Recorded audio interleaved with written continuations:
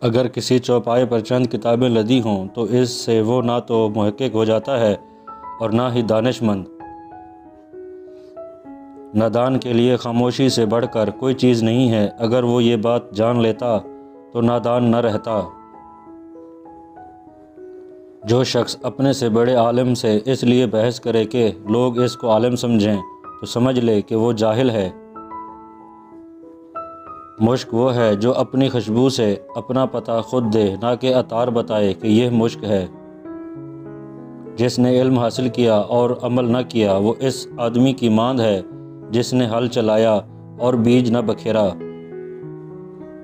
شیر سے پنجہ آزمائی کرنا اور تلوار پر مکہ مارنا عقل مندوں کا کام نہیں۔ جو نصیحت نہیں سنتا اس کا ارادہ ملامت سننے کا ہے۔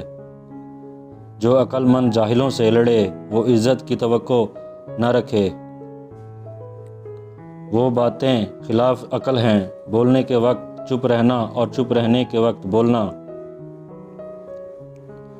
مال کی زکوٰۃ نکالتے رہو، اس لیے کہ جب باغبان انگور کی بیکار شاخیں تراش دیتا ہے تو اس پر زیادہ انگور آتے ہیں۔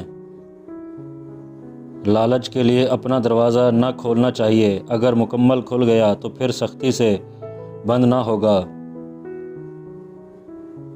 بدصورت عورت کا شوہر اندھا ہی مناسب ہے۔ شیر بھوکا مر جانا پسند کرتا ہے، کتے کا جھوٹا کھانا کبھی نہیں پسند کرتا۔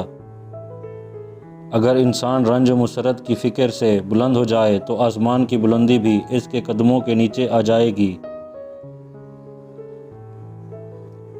اگر روزی عقل سے حاصل کی جاتی تو دنیا کے تمام بے وقوف بھوکے مر جاتے۔